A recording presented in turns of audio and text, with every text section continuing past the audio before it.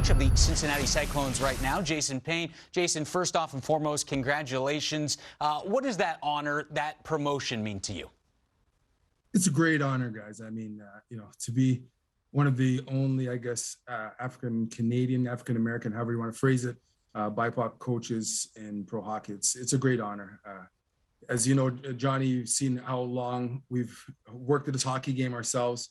I remember with Kevin Weeks, obviously he's a great friend of mine, and obviously with the show, we've traveled a long way, going through all the minor hockey routes, junior hockey routes, and even my route itself taking me to all the different leagues around to allow me the ability to get to where I am today and establish those relationships. So, it's rewarding, it's fulfilling, and I'm excited. Payne, congratulations, man. I'm so happy for you. And you talk about coming a long way. You and I have known each other for like 30 years. We've been around the rinks together in a variety of different ways. And you mentioned all the stops on your journey. Like, one, do you think you could name every team you played for? Because there are so many, and what league they're in. And what did you learn about yourself and the game on that long, circuitous route to where you are now? I can name a lot. I started my pro career in the Colonial League in Utica. Then I went to Flint with the Flint Generals. I bounced up and down after that year in the IHL, I guess, with the Detroit Vipers, Kalamazoo K-Wings. I played a bunch in the coast, I guess Arkansas, Little Rock.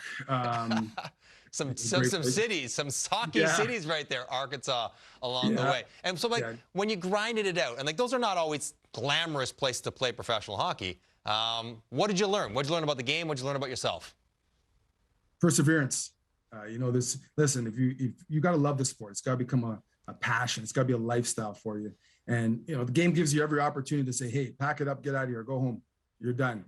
But, I loved it too much. I just wanted to keep pursuing it. And, I sacrificed a lot, and, I learned a lot along the way. And because of that, I got to establish a lot of trusting relationships throughout hockey and throughout different leagues. So, again, listen, we go way back, Johnny, as you know, and that all started because I played hockey with you back then. So that's our relationship start. And, and talking with Kevin Weeks on a regular, as JMO, as you know, and, I appreciate you guys name dropping us on the air all the time. I appreciate that for the Cyclones, myself and Matt Thomas. And, it's just, again, it's establishing relationships and being a good person overall in general. So, I enjoy it, and that's what I do. So I'm hoping to just continue it. All right, speaking of relationships, assistant coach, good cop, head coach, bad cop. How do you make that adjustment this year, now being the top dog behind the bench? You can't change. You know what? You establish relationship with your players. That's what I think. You got to get to know the person. We're in the people business. Get the person right, and then you can get the player right. You have fun on the ice with the guys, you work with them, you relate to them. And when they know you can relate to them, they trust you, they believe in you, everything you say. They know you have their best interest at heart. So there shouldn't be any good cop, bad cop. You tell them the truth, you're open, honest, genuine, and you have great communication. I don't ask anything of my players that I wouldn't ask for myself. I want to live the life that the players live. I've lived the life that the players live, and I want them to understand that if I tell you to go on the ice and skate hard, hey, I'll go do it too. If I tell you to go in the gym and let's lift some weights, I'll go do it too. The great Rod Brindamore, that's the same lifestyle, passion, and I guess coaching philosophy that he has down in Carolina with his players. And I want my players to understand and believe that, they're going to come out and they're going to work hard for me, because when they do that, they know I'm going to work even harder for them. Oh, I want to play for him. Oh, cool. Aside from a lack of talent, would you take me on the Cyclones this year?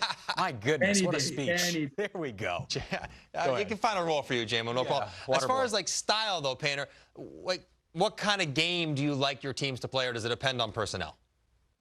It's always personnel based. But, listen, the game is fast. It's forever changing. It's not like the days when we used to play. I want my players to get out there, play hard, play fast. Let's get up and down the ice quick. Let's move around the ice. Let's create opportunities. Let's be creative. It's a structured system. We all have our structures. We all have our systems. Nothing's changed. The game is not being reinvented. But I want you to be creative. I want you to learn to play the game within the game. If you can start thinking outside the box, great. Let's do that. Let's expand our mind, and let's try to make this game even more of an exciting game. Let's try to evolve it. Let's continuously evolve it. So, I leave it open. I like guys that want to challenge themselves to get better every day, because I want to challenge myself to get better every day. See, now that's who I want to play for. A guy who, you have a structure, you have a system, you have requirements to work hard and do your things, but you let to play. You're allowed to play, be free, think, be creative. Payne, I like it so far. Adapt Not to the bad, player, not right? bad. Yeah. Make the players Well done. adapt to you. Speaking of the Cyclones, a very forward-thinking, progressive organization in the sense of the history making by your promotion, but you also have a female GM in Kristen Rupp. What does that say about the community, Cincinnati, and this organization that you guys are a part of? No, Cincinnati is very diverse, but the team itself is very progressive. I give Kristen Rupp a lot of credit. Before being the only female GM in the league, and now we have another one in Kalamazoo. She does a phenomenal job. Keeping the doors open for everybody and allowing. She just wants to hire the best people. It doesn't matter what you are. It doesn't matter what if you're male, female, what race you are, what color. She wants good people out here, and she wants good people around her. And that's what you want. You want to create that culture. A great staff culture, a great working culture, a great working environment. We want, like I want in this dressing room, I want these guys to come to the dressing room every day, knowing that they're coming and there's a comfortable environment for them, that they know they have a chance to get better every day and better themselves as a person, as a human being. And she has the same philosophy with the workforce and with the staff upstairs. So I couldn't be more happy to work for someone like that. Payne, one of the challenges in having a job at that level is that it's a transitionary place. It's like a lot of guys kind of want to be there and move up, and a lot of guys are kind of want to be there and hang on and keep playing for a little bit longer. Like, how do you manage that aspect of your job? Because you probably will deal with more than just 20 players or 24 players in a year. You might have turnover on your roster. Well, it brings us back to what you asked me first about all the teams that I've played Yeah. with. And this is why, I can relate. I can understand where these players have been and what they're going through. What they have to understand, hey, I want to make it to the next level. Okay, well, this is what it takes. And I understand there's going to be a lot of setbacks. It's okay. Let's work through it. Let's find out the reason why you're not the next level, or why you can't make that little last jump. And let's work on it. So that's my job, is to identify that, help them through it. And again, why are they playing bad? Why are they having a slump? Well, it might not necessarily be what's happening on the ice. It might be what's happening off the ice. And unless you get to know that person, to get to know that player, you will never understand that. So that's why it's for me, it's real crucial to really get to know your players on the personal level, so that you can understand them on the ice. Payne, last one for me. I think about, we played together 30 years ago, teenagers back in Scarborough together. Did you see yourself here 3 decades later? Like, is this something you kind of envisioned? I want to become a coach eventually. Was this always kind of in the back of your mind? I don't remember we had those conversations when we were teenagers. I don't remember. You know what? Growing up, yeah, like I said, I remember taking the TTC bus to arenas to go to tryouts, and watching. Listen, Johnny, I remember watching you. I'm thinking, here's Johnny. We're in Hillcrest Summits together, and all of a sudden I'm seeing Johnny's on the Leafs. I'm like, what's going on?